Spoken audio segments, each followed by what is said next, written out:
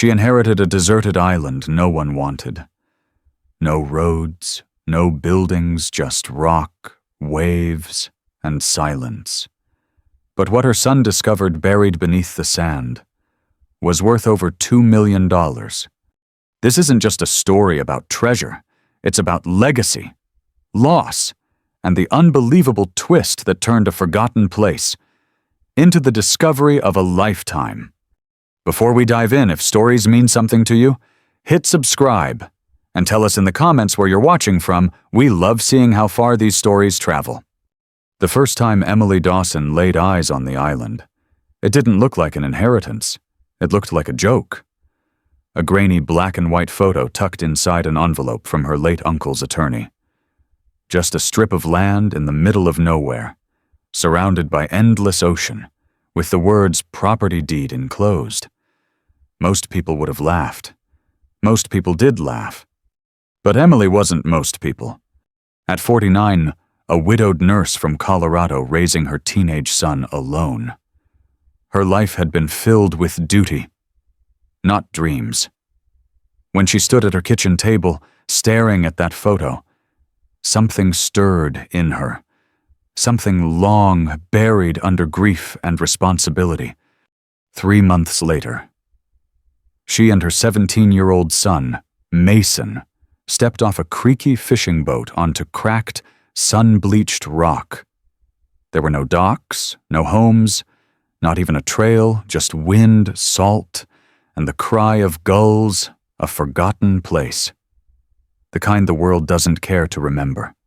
Mason called it a dead island. But Emily, she felt something else. A pull, as if the land itself remembered her family, as if it had been waiting. And though she didn't know it yet, that first step onto that shore would change everything. The first few days were harder than either of them imagined. They camped near the shore, the ocean their lullaby, the wind their constant companion. Mason complained. Of course, no cell service, no running water, just a rusted toolbox, canned beans, and the kind of silence that made you hear your own thoughts too loud. Emily pretended to be strong. She smiled through every rolled eye, every sarcastic comment. But when Mason went to sleep at night, she'd sit by the fire, staring into the flames, wondering what on earth she was doing. Maybe the others were right. Maybe this place was a mistake. Then, on the 4th night, the storm hit. It came in like a fist. Clouds swallowed the sun in minutes. The sea turned black and roared with fury. Emily screamed for Mason as the wind tore through their camp, flinging their tent like a leaf. Rain lashed them, blinding, brutal. They huddled in a shallow cave, soaked to the bone, waiting for morning like sailors clinging to wreckage. When the storm passed, they stepped into a changed world. The beach had been carved open. Where there was once smooth sand, now lay jagged rock and debris, chunks of driftwood, seaweed, broken coral, and something else. "What's that?" Mason asked, pointing to a patch of darkened earth near the base of a cliff. Emily squinted. It looked like part of an old tree root at first, curved and splintered. But as they approached, a gleam of metal peeked through the mud. Mason dropped to his knees. "It's iron," he said, brushing away the sand with his hands. "Mom, this isn't just driftwood." It wasn't. It was timber burnt black, twisted by time and pressure, bolts fused to it with thick rust. Emily felt her pulse quicken as Mason pulled back more of the sand. He uncovered the edge of what looked like a hull, fragments of rope embedded in hardened clay. And then, unmistakably, a coin. He held it up, wet and gleaming. Emily gasped, not from the shine, but from what was etched on its surface. Foreign symbols, worn smooth by the sea, but still legible. The kind of thing you'd expect to see in a museum, not buried under centuries of sand on a forgotten island. Mason looked at her, eyes wide. Is this treasure?" She didn't answer. Couldn't. Her mouth had gone dry. Instead, she knelt beside him, fingers trembling as she touched the damp earth. Something stirred deep inside her, not fear, not hope, but awe, a feeling she hadn't felt in years. The feeling of standing at the edge of something vast. For days, they dug. Their hands blistered, their clothes tore, but they didn't stop. Emily read every page of her uncle's old journals that she'd brought along, tattered leather books filled with ramblings about the island, notes on strange rock formations, tide patterns, even a cryptic line that now echoed in her mind: "The storm reveals what the sea keeps hidden." And it had. By the 7th day, they had uncovered what appeared to be the remains of a ship, or what was left of one, wood that had fused with coral, tools, long rusted but still intact, shards of broken pottery, and deep beneath it all, nestled in a pocket of compact sand, Mason found it a chest. They stared at it in silence. Neither dared to touch it at first. But Mason, with that mixture of teenage impulsiveness and fearless wonder, reached forward and brushed the sand away. The hinges groaned when he tried to move them. The salt had nearly sealed them shut. Emily helped him dig around the edges, prying at it with a crowbar until, with a crack like thunder, the lid gave way. Inside velvet-lined compartments, rotted with age, but still holding fast to what time couldn't erode. Gold coins, silver bars, rings set with deep red stones, a dagger with a carved ivory handle, dozens of artifacts, gleaming in the sunlight like frozen fire. Emily's hand flew to her mouth. She couldn't breathe. Mason sat back on his heels, stunned. "Mom, it's real." It wasn't just real. It was a legacy, a forgotten history, tucked away by time, preserved in salt and silence. They didn't speak for a long while, just sat beside it, the waves whispering at their backs, the morning light catching on ancient metal. When Emily finally did speak, her voice was quiet. "Your uncle. He always said this place had secrets." Mason didn't answer. He just held one of the coins in his hand, watching how it caught the sun. It wasn't greed in his eyes. It was wonder. And for Emily, that moment wasn't about the treasure. It was about him, the boy who had rolled his eyes at the idea of this trip, the boy who had grown up too fast after his father died, the boy who had stopped believing in magic. Now, on a beach no one remembered, holding a coin older than the country they lived in, he was smiling. Really smiling. She knew then, this wasn't just inheritance. It was rebirth. For a while, it felt like they were the only people on Earth. Emily and Mason spent the next week cataloging every artifact they uncovered. Emily, meticulous by nature, scribbled notes in her weather-worn journal. Mason snapped photos with the old digital camera his uncle had left behind. Each coin, each shard of porcelain, each rusted relic they treated with reverence. They weren't just items. They were fragments of lives long gone. One evening, as the sun sank into the sea and painted the sky in fire, Mason sat beside the chest, the gold gleaming like it had waited for centuries just to see the light again. He looked older, somehow, shoulders squared, voice quieter. Emily watched him from a distance and smiled. She'd come here searching for peace. Instead, she had found a version of her son she hadn't seen in years. Focused, gentle, present. Then, one morning, it all changed. Emily was rinsing clothes by the shore when Mason's shout echoed across the rocks. "Mom, there's a boat." Her stomach dropped. She scrambled to her feet, scanning the horizon. There, slicing through the waves, was a dark-hulled vessel, Not a fishing boat. Not a patrol ship. Sleek, unmarked, moving fast. She felt her skin prickle. When the boat docked just off the beach, 3 men climbed down, no uniforms, no introductions. Their boots hit the sand like gunshots. One wore mirrored sunglasses. Another had a thick scar running down his cheek. And the third, clearly the leader, strode forward with a smirk too calm for someone arriving uninvited. "Afternoon," he said, voice casual but sharp. "We heard there's been an interesting find out here." Emily stepped in front of Mason without thinking. "This is private property." The man laughed. "Everything's private until it's valuable." Mason's fists clenched beside her. Emily put a hand on his arm, steadying him. "We're here legally," she said. "You have no right." "Sure we do," the man interrupted. He took a step closer, looking past her toward the exposed remnants of the shipwreck. "We're just here to help.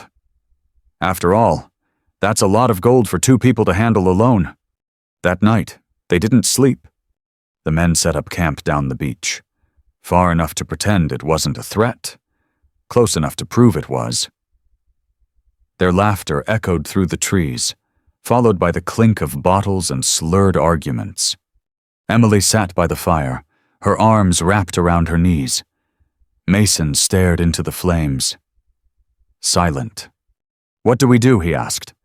She didn't have an answer. Not yet. The next morning, the intruders were already digging. Not carefully, not like scholars, like thieves. Emily stormed over, heart pounding. "You can't do this. Those artifacts are centuries old." Scarface looked up and grinned. "You're welcome to join us, lady." She turned to the leader. "You're damaging history." He shrugged. "We're uncovering it, 1 coin at a time." By the time she got back to their side of the island, Mason was already packing. "We have to go," he said. "They're not going to stop." Emily sat down beside the chest they had hidden beneath driftwood and canvas. She ran her fingers over the journal she had been keeping. Over her late uncle's initials burned into the leather cover. "I know," she whispered. "But if we leave now, everything we found disappears into someone else's pocket." Mason looked at her, the firelight reflecting in his eyes. "So what, we stay and let them take it anyway?" "No," she said, her voice steady. "We don't let them take anything." That night, Emily made a decision. She and Mason moved fast. They buried what they could under natural markers rocks, tree roots, places only they would remember. Mason sketched a rough map, marking every hiding place. Then they packed the most fragile items, porcelain, journals, the ancient dagger, into a waterproof crate and hid it deep in a cave just above the tide line. The next morning, when the intruders returned to their usual spot and found it bare, they were livid. "What did you do?" the leader snarled. Emily didn't flinch. "You said it yourself. Too much treasure for 2 people to handle." He took a step toward her. Mason stepped between them. "Touch her," Mason growled. "And I swear to God." The man hesitated. For the first time, his confidence cracked, just for a second. He backed off.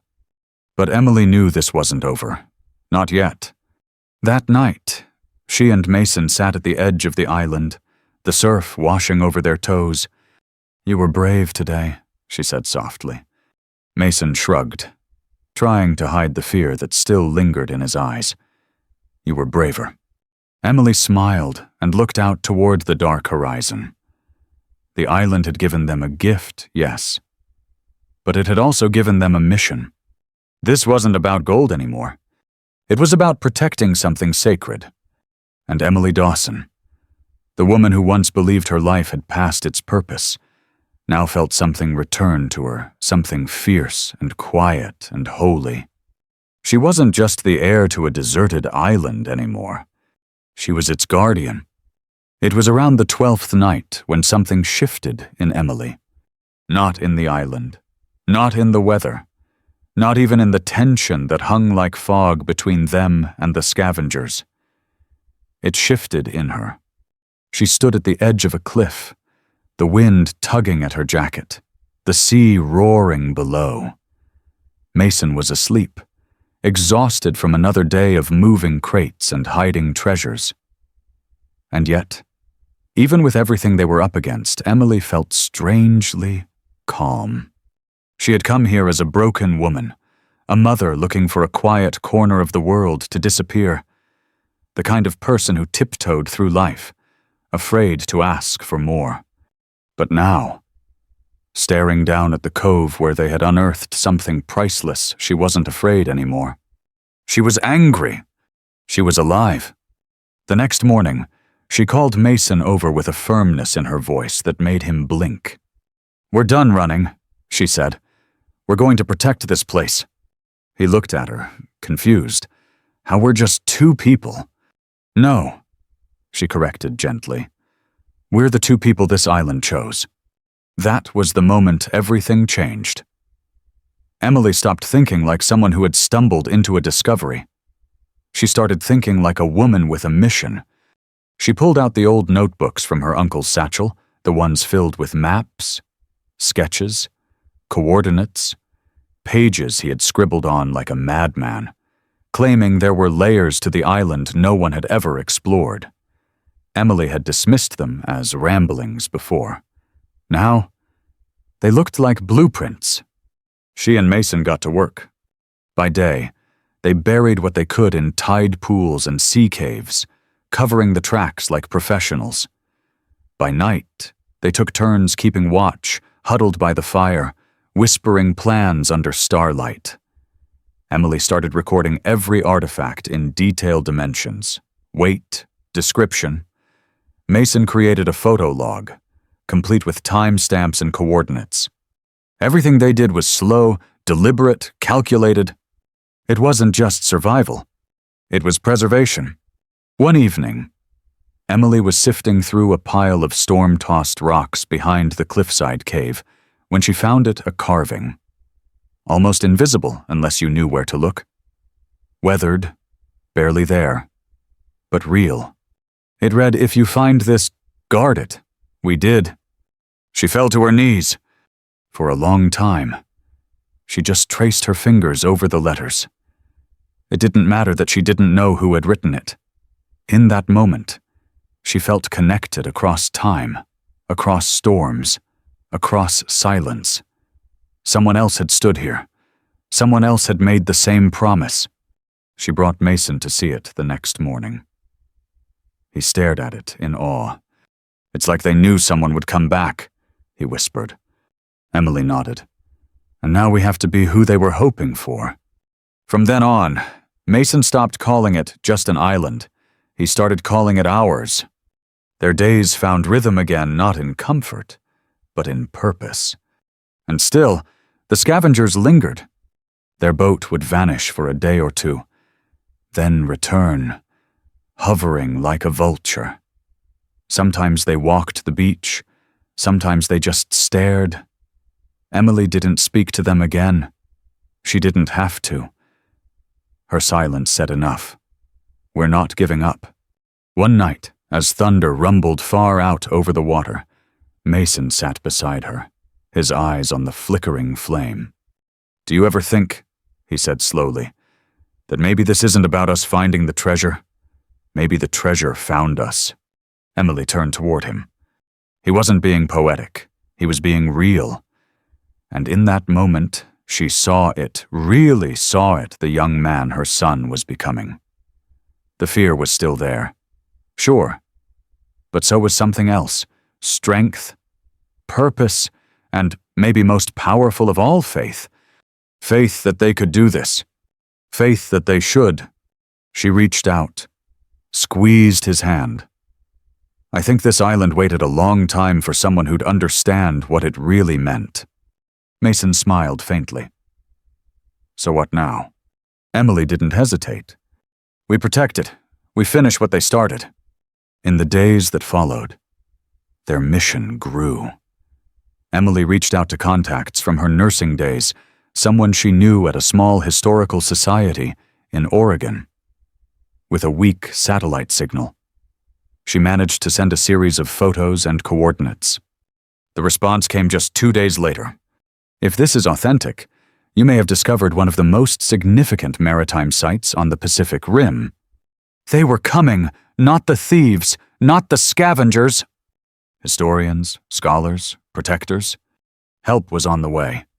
Emily looked out across the sea that night, wind tugging at her hair, her journal pressed to her chest. The island, once silent, now buzzed with meaning, with memory.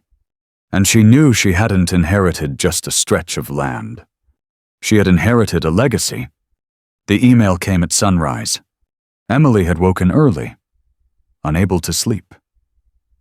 Something about the stillness of the morning, the way the ocean barely whispered against the rocks, it felt like a breath held tight. She brewed weak instant coffee over a sputtering flame and checked the old satellite device Mason had finally figured out how to keep charged. And there it was. Subject urgent. Possible collaboration regarding historical site discovery from Pacific Coastal Antiquities Foundation. She read the message 3 times, her fingers trembling around the device. They believed her. Not only that they wanted to help. Within the week, a small but experienced team of archaeologists, preservationists, and environmental officers would be dispatched to the island. Grants were being drafted. Legal protections reviewed. A formal partnership proposed to co-develop the island into an open-air heritage site. Emily stood there, the wind brushing her cheeks, the sun rising behind her, and for the first time in years, she wept. Not from fear, not from loss, from hope. She broke the news to Mason over breakfast. He was sitting on a piece of driftwood, chewing dry granola when she handed him the device. He read the message slowly, then looked up. "You did it?" he said. "No," she whispered, brushing hair from his forehead. "We did it." They spent the rest of that day walking the length of the island not as explorers, not as fugitives, but as stewards, guardians of something greater than themselves. They marked locations for potential research stations. They mapped where to place paths that would keep visitors away from fragile ruins. Mason began drafting digital 3D models of the cove, using drone footage and topographic scans from the historian team's early survey. It all felt surreal. Just weeks ago, they were strangers to this place. Now, it was becoming home. And the vision, it was no longer a whisper. It was loud, pulsing, alive. Emily dreamed of something more than just display cases or roped-off wreckage. She dreamed of children walking through trails lined with history, of plaques sharing stories not just of gold, but of people sailors who had dared the sea, who had lost everything to protect something beautiful. She imagined her son standing in front of a classroom one day saying, "My mom didn't just find treasure, she built a legacy." But dreams are fragile when danger still prowls. The scavengers hadn't disappeared. Their boat still circled offshore every few days, never docking, never speaking, just watching. Like sharks. One morning, they found footprints near their tent. Another day, a stack of crates had been torn open, contents scattered, one artifact missing. Emily's heart clenched each time, not because of what was taken, but because of what it meant. They were being warned. We're still here. We're still watching. This isn't over. She gathered Mason and lit a fire in the center of their camp. As the flames licked at the sky, she spoke with a voice she didn't recognize as her own stronger, steadier. "They can wait out there as long as they want. We're not hiding anymore." "What if they come back?" Mason asked, voice tight. She stared into the fire. "Then we'll be ready." That night, she wrote, not emails, not journal entries. Declarations. She drafted formal letters to the state's Heritage Office, contacted legal counsel for land rights defense, made copies of every catalogued artifact, encrypted and uploaded them to the cloud with Mason's help. This way, she explained, even if they try to destroy what's here, they won't erase it. Mason watched her, something like awe in his eyes. "You're different now," he said. "You're not scared anymore." Emily smiled faintly. "I'm still scared," she admitted. "But I'm not letting fear decide what I do with that." And then, one evening, the tide revealed something unexpected. While walking along the far cliffs, Mason noticed what looked like a collapsed section of stone. When they cleared it, they found a narrow passage hidden for decades, maybe centuries. Inside crates, sealed in tar and wax, tucked behind a wall of rock. Emily gasped when they opened the first one. Inside, wrapped in layers of decaying fabric, were navigational instruments, ceremonial weapons, rolls of parchment with ancient maps, and a leather-bound journal with a name neither of them recognized, Captain Alvaro Serrano. The pages, though water-damaged, told the story of a second ship, one that had arrived years after the original wreck, sent to recover what had been lost. It never made it back. The implications were staggering. This wasn't just one shipwreck. It was a network of history, layered and buried across time. Dozens, maybe hundreds of lives intertwined across this forgotten rock in the sea. Emily looked at Mason, her hands trembling, the journal pressed to her chest. "We haven't even scratched the surface," she whispered. And in that moment, she understood. This island wasn't just a place for preservation. It was a doorway. To history, to healing, to purpose. She turned towards the waves, her voice caught in her throat. What began as a whim, a strange inheritance from a half-remembered uncle, was becoming something no one could have imagined. A chance not just to find something valuable, but to become something invaluable. A keeper of stories. A mother who rebuilt not just an island, but herself. For a while, things moved fast in the best way. The preservation team was on their way.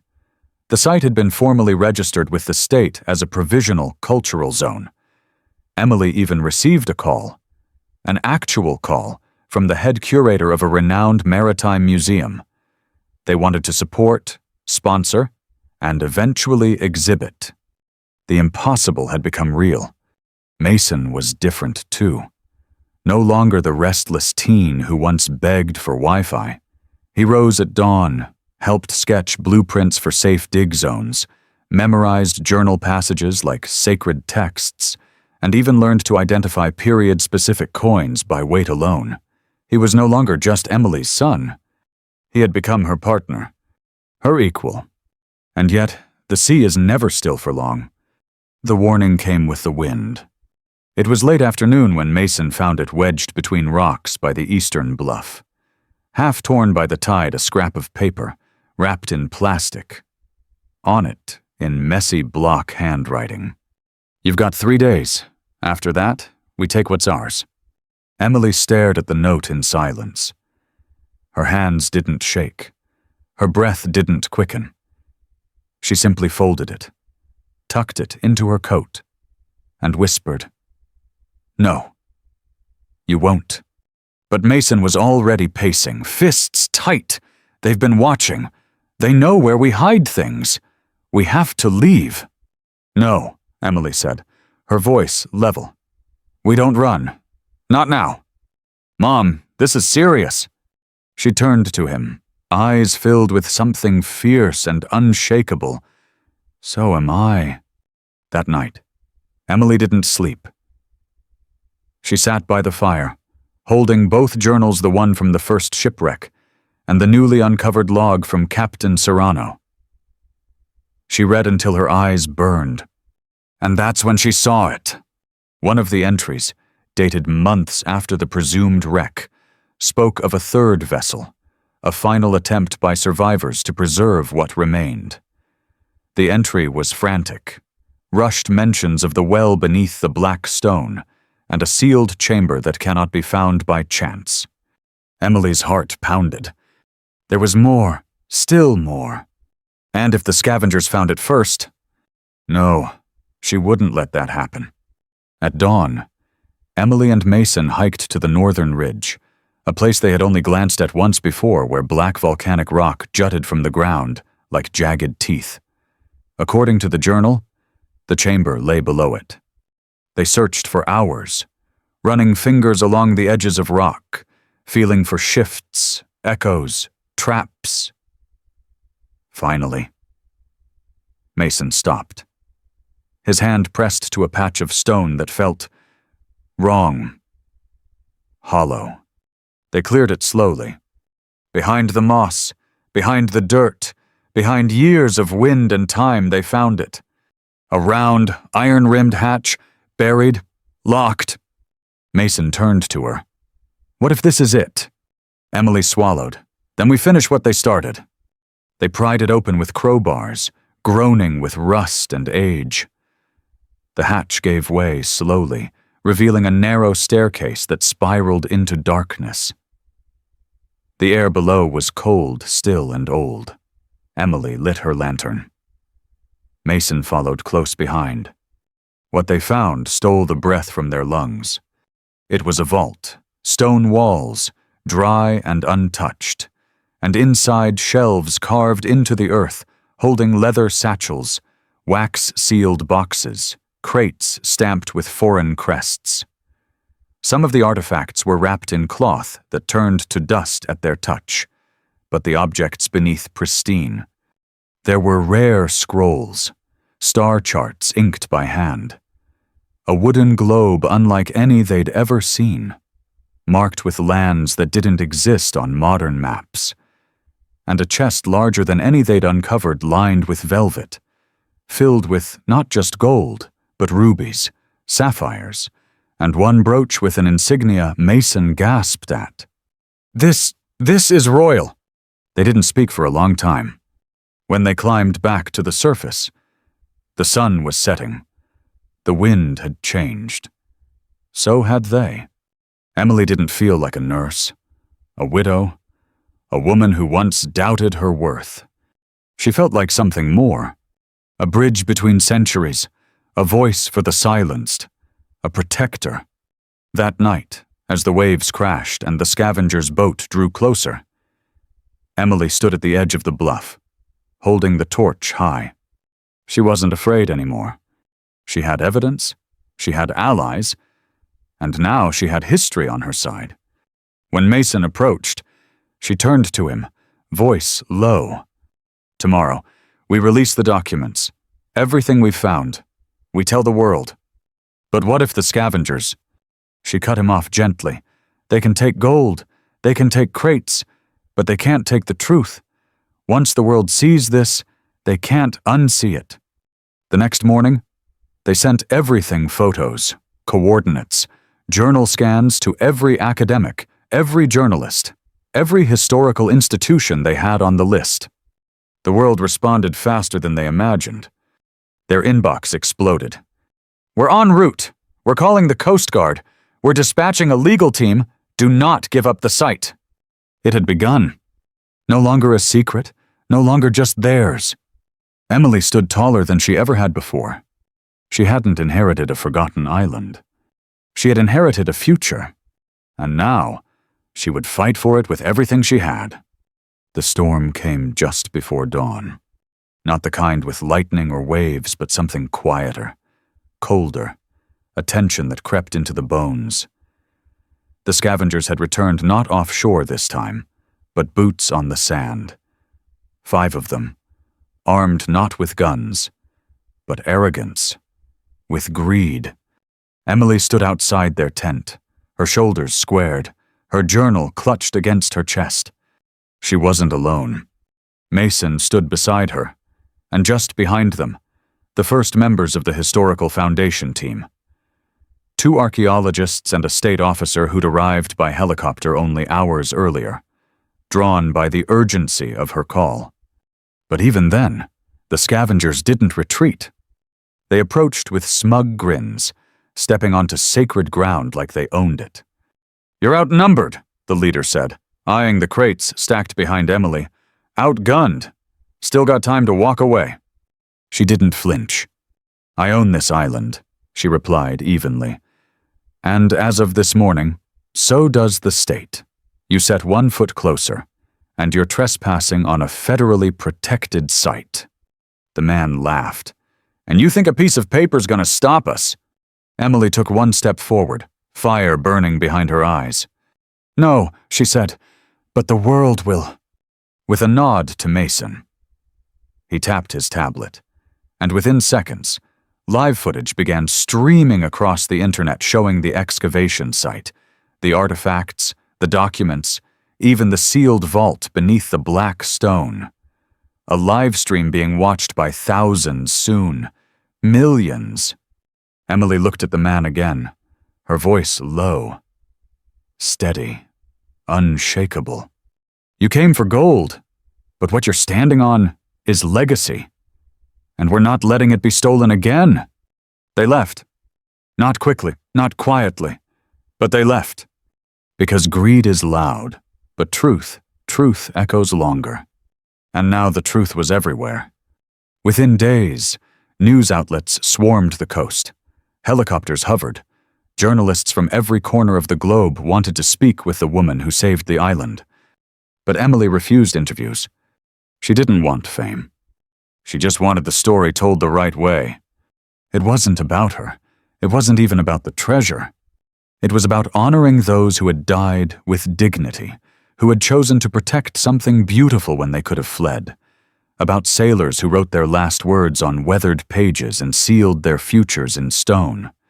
And maybe, in a way she never expected, it was also about healing. Because in saving the past, Emily had found her own future. Months passed. The island changed, but not in the way she feared. Not paved over, not covered in souvenir stands or neon signs. No. Paths were carved gently into the earth, small structures built with care, shaded by the original trees. Every artifact was documented, stored, preserved, respected. And on the 1-year anniversary of the discovery, something beautiful happened. The first group of students arrived 10 high schoolers from different states, each holding maps and journals, their eyes wide with wonder. Emily stood hidden behind the trees, her heart pounding as she watched them. She didn't need to speak, didn't need to be seen. Just hearing their laughter echo across the cliffs was enough. She turned to Mason, now taller, more sure of himself than ever, and whispered, "This is what we saved it for." That night, as the waves whispered against the rocks, Emily lit a small lantern and walked alone to the cliff's edge. She carried Captain Serrano's journal in one hand, her own in the other, and she read aloud not just the names, the dates, or the discoveries, but the stories, the choices, the courage, the sacrifice. She let the wind carry her voice across the island, as if the spirits who once called it home were listening. Maybe they were. And when she finished, she stood in silence, letting the tears fall not out of grief, but out of gratitude. This island had given her more than she'd ever asked for. It had given her purpose. It had given her her son. It had given her back herself. The world would go on telling the story through articles, museums, documentaries. But for Emily, it would always come back to this: a forgotten island, a broken woman, a son searching for something real, and the choice to stay, to fight, to protect. What was once lost beneath storms and time had risen again. Not just gold, but meaning. And standing there as the stars began to appear, Emily Dawson whispered one last thing to the wind. Some treasures are never meant to be owned, only remembered. Sometimes, the greatest treasures we find aren't the ones buried in the ground, but the ones we uncover within ourselves. Emily didn't come to the island searching for gold. She came broken, searching for escape. But through storms, threats, and discoveries that reshaped history, she became something she never imagined: a guardian of legacy, a voice for the forgotten, and a mother who showed her son that courage isn't loud, it's quiet and steady and unwavering. She taught us that legacy isn't built on what you keep. It's built on what you protect for others to remember. Her journey proves that even the most ordinary among us can do something extraordinary when we choose to stand. Not for ourselves, but for something greater. If this story touched you, subscribe. And if you believe in second chances, share this with someone who needs one. Sometimes, the place you run to becomes the reason you rise again.